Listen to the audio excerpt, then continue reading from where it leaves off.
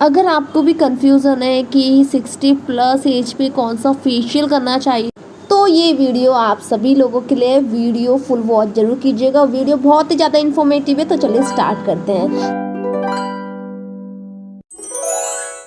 तो सबसे पहला स्टेप हमारा रहेगा क्लींजिंग। ओके, तो क्लींजिंग करते समय हमें थोड़ा सा ध्यान रखना है, क्योंकि यहाँ पे हम फेशियल कर रहे हैं सेंसिटिव स्किन पे, और प्लस जो 60 प्लस हो जाते हैं उनको थोड़ा सा, उनकी स्किन थोड़ी सी सेंसिटिव हो जाती है, लूज़ पड़ जाती है स्किन। तो ऐसी स्किन पे जब भी हम फेशियल करते हैं तो हमें अपने हाथों को थोड़ा सा स्लो रखना पड़ता है। स्टेप ज़्यादा टाइट नहीं होनी चाहिए, आपके फिंगर ज़्यादा टाइट नहीं होनी चाहिए। इन सारी बातों का ध्यान रखना बहुत ज़्यादा ज़रूरी होता है।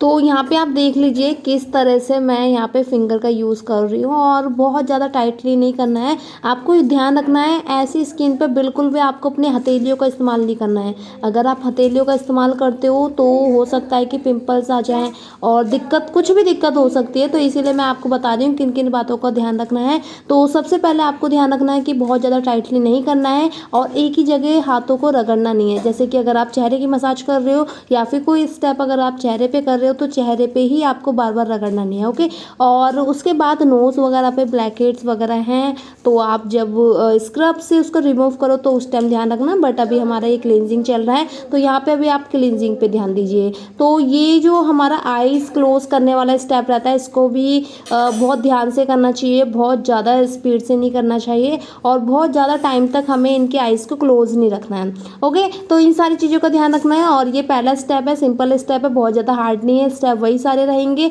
बस थोड़ा सा ये ध्यान रखना है कि किस तरह से अपने फिंगर का यूज़ करना है। ओके, तो यहाँ पे अब हमारा फाइनल लगभग स्टेप होने वाला है, बट ये जो लास्ट में हमारा फिनिशिंग टच होता है, लाइक इसका जो एंडिंग होता है वो अच्छे से करना बहुत ज़्यादा ज़रूरी है।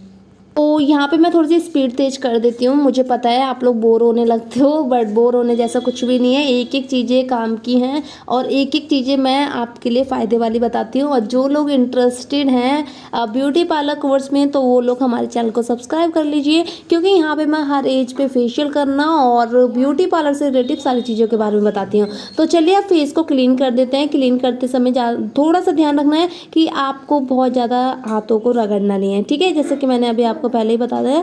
तो वो चीज़ नहीं करनी है। और फेस को अच्छे से क्लीन करने के बाद हमारा जो सेकंड स्टेप रहेगा वो रहेगा स्क्रब। तो चलिए अब स्क्रब स्टार्ट कर देते हैं। और स्क्रब करते समय आपको बहुत सारी चीज़ों का ध्यान रखना होता है, जैसे कि आपको बहुत ज़्यादा हाथों को टाइट नहीं रखना है। जो आप नॉर्मल स्टेप में रखते हो, मतलब अगर आप किसी नॉर्मल इंसान के करते हो जो कि 18 प्लस है या फिर 40 माइनस में है, तो आप उन पे थोड़ा सा टाइटली हैंड चला सकते हो। बट ऐसी स्किन पे जो कि 60 प्लस हैं और एजिड हैं, स्किन सेंसिटिव है, लूज पड़ रखी है स्किन, तो ऐसी स्किन वालों पे आपको ध्यान देना पड़ता है कि बहुत ज़्यादा टाइट हाथ नहीं चलाना है।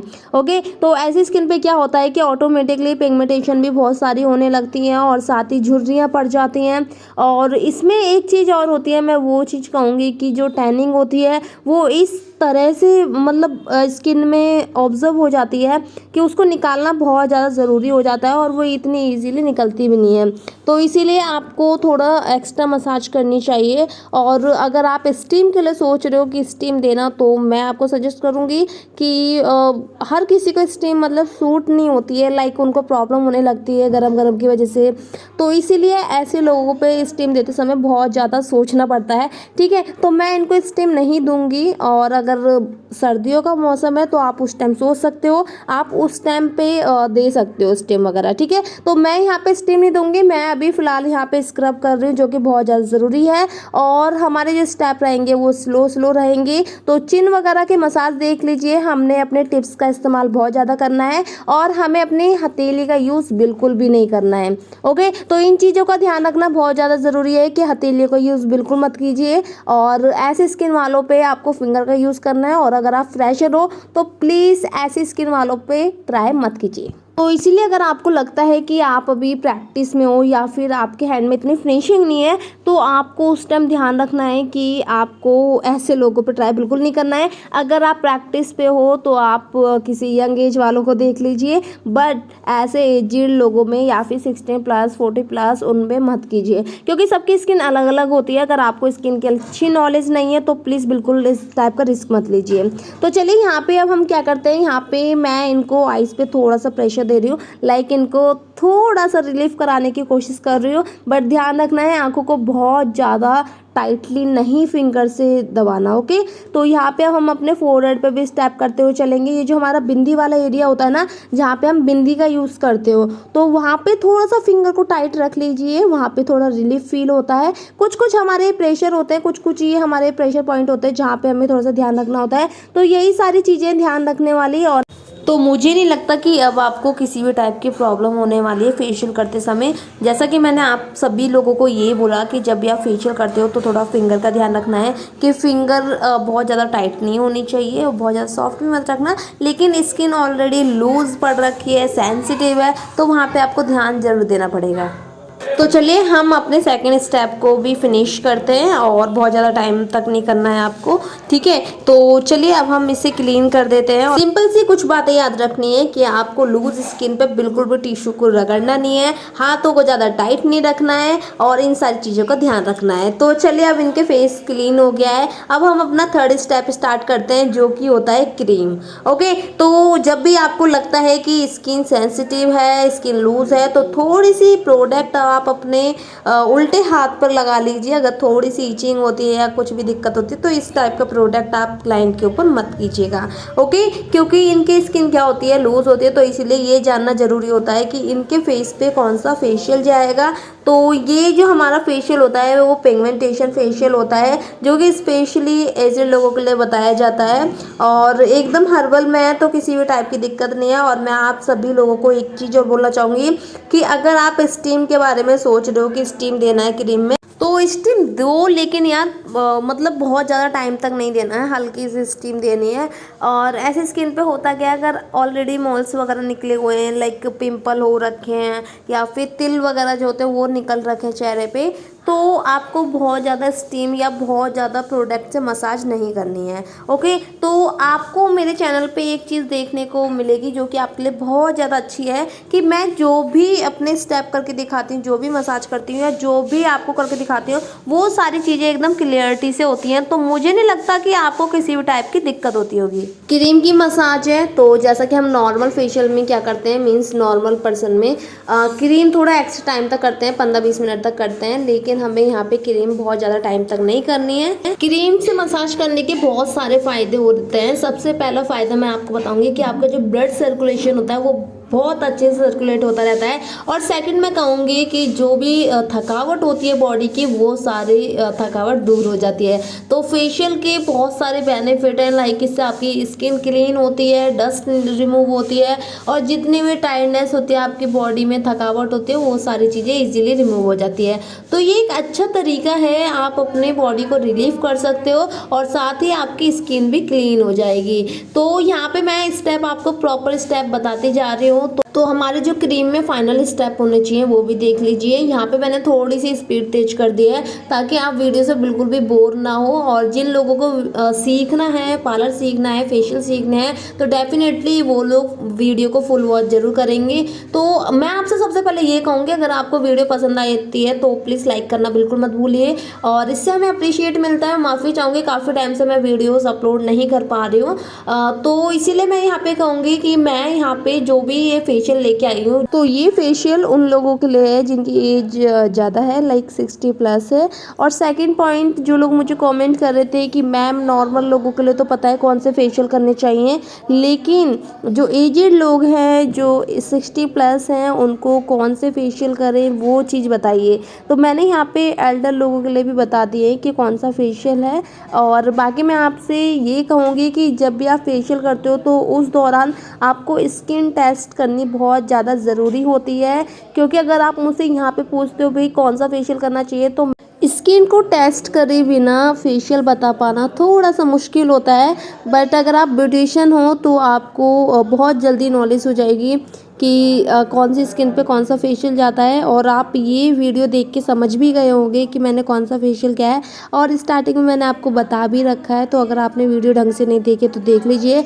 अब हमारा यहाँ पे फोर्थ स्टेप है जो कि बहुत ज़्यादा इम्पोर्टेंट कहूँगी मैं, इस स्टेप को बहुत ज़्यादा ज़रूरी है, जो कि आपकी स्किन को एक ठंडक पहुँचाता है, ठीक है। तो अभी तक क्या था, अभी तक मसाज चल रही थी, आपकी स्किन में ऑब्जर्व हो रही थी क्रीम, लेकिन अब स्किन को थोड़ा कूलिंग देना बहुत ज़्यादा ज़रूरी है। तो यहाँ पे हमारे स्टेप वही सारे स्टेप रहेंगे जैसा कि अभी तक हम करते हुए आ रहे हैं। अगर आपके और भी स्टेप्स हैं बट आपको 2-3 स्टेप में ख़त्म नहीं करना है, इतना ज़रूर याद रख लीजिए। जब भी आप फेशियल करते हो तो आपको कम से कम 15 या 16 स्टेप होने चाहिए, और अगर आप मेरे फेशियल के स्टेप भी काउंट करोगे तो लगभग इतने तो हैं ही।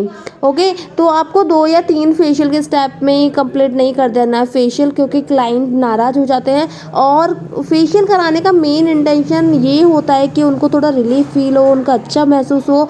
तो अगर आप जो फेशियल है, जो 1 घंटे का फेशियल होता है, वो आप आधे घंटे में ही निपटा दोगे तो आपकी क्लाइंट को लगेगा या तो आपको आता नहीं है या फिर आप उनको प्रायोरिटी नहीं दे रहे हो। ओके, तो प्रायोरिटी देनी बहुत ज़्यादा ज़रूरी है। आपके जो कस्टमर्स हैं वो भगवान के समान है, ये तो आपने सुना ही होगा, तो इसलिए उनको प्रॉपर सर्विस देना बहुत ज़्यादा ज़रूरी होता है। ओके, तो यहाँ पे हम क्या कर रहे हैं, यहाँ पे हम जेल कर रहे हैं, और जेल का जो काम होता है वो चेहरे को कूलिंग देना होता है, कूल करता है, चेहरे को ठंडक पहुँचाता है। तो अगर आपको अभी तक ऐसा लगा या फिर आपके क्लाइंट को ऐसा लगा मसाज के दौरान कि बहुत ज़्यादा हीटिंग हो रही है, कभी कभी क्रीम में भी हीट लगने लगती है, तो उसके बाद जो हम स्टेप करते हैं, ये जेल का जो स्टेप होता है ये बहुत ज़्यादा ज़रूरी होता है, और इससे चेहरे को कूलिंग मिलती है, बहुत ज़्यादा रिलीफ फील होता है। तो चलिए अब इनके स्टेप भी हम क्लियर कर देते हैं और इसके बाद फेस को क्लीन कर देंगे। और इसके बाद का जो स्टेप है वो बहुत ज़्यादा ज़रूरी है।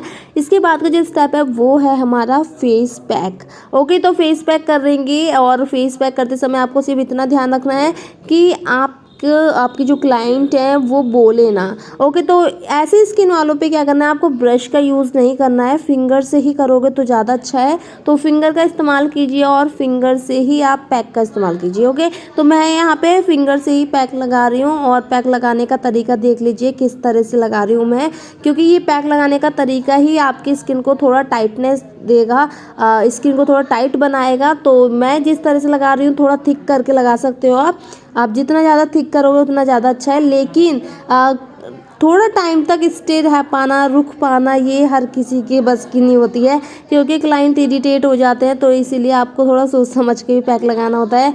ओके, तो यहाँ पे मैं इनके फोरहेड वगैरह पे भी थोड़ा थिक करके कर देती हूँ, क्योंकि इनके फोरहेड पे बहुत सारी लाइनिंग है, और लाइनिंग तो होती है यार, जब इंसान को टेंशन होती है तो डेफिनेटली लाइनिंग होती है। बट हमें क्या करना है, हमें स्किन को थोड़ा टाइट करना है, क्योंकि इनकी स्किन ऑलरेडी बहुत ज़्यादा लूज़ है।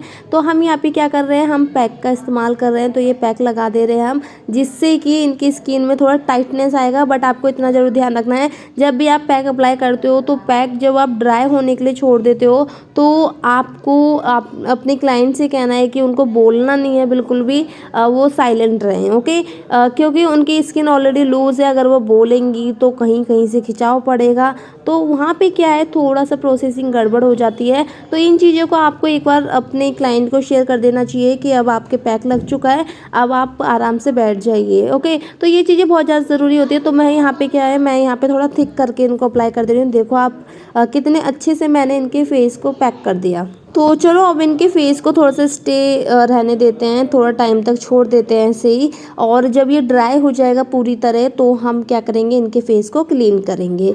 ओके, तो ड्राई हो चुका है, देखो ड्राई होने के बाद कितना ज़्यादा वाइटनिंग आ रही है। तो यहाँ पे इनका फेस अब ड्राई हो गया। अब इसके बाद हम क्या करेंगे, अपने टिश्यू को पहले वेट कर लेंगे, उसके बाद टैप टैप करके आपको पूरे फेस पे इसको थोड़ा सा वेट करना है, इसको थोड़ा सा मॉइस्चराइज देना है, और देन उसके बाद इसे क्लीन कर देना है।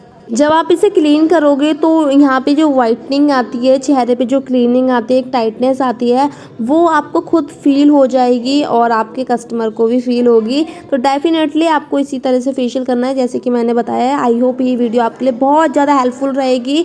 और यहाँ पे देखो वाइटनिंग देख लो, वाइटनिंग के साथ साथ इनकी जो टैनिंग थी वो सारी चीज़ें रिमूव हो गई हैं, चेहरा काफ़ी अच्छा हो गया है, काफ़ी अच्छे से क्लियरिटी आ गई है चेहरे पे। तो आई विश ये वीडियो आपके लिए बहुत ज़्यादा हेल्पफुल रहेगी। और आपको ये फेशियल वीडियो कैसी लगी मुझे कमेंट करके ज़रूर बताइएगा। अगर आपको कोई भी कन्फ्यूज़न होती है तो वो भी मुझे बताइएगा। और ऐसी इन्फॉर्मेटिव वीडियो को देखने के लिए हमारे चैनल को सब्सक्राइब कर लीजिए, और अगर आप न्यू हैं तो सब्सक्राइब तो जरूर कर लीजिए। तो फिर मिलेंगे एक न्यू साथ, तब तक बाय बाय, टेक केयर, ध्यान रखिएगा। Thanks for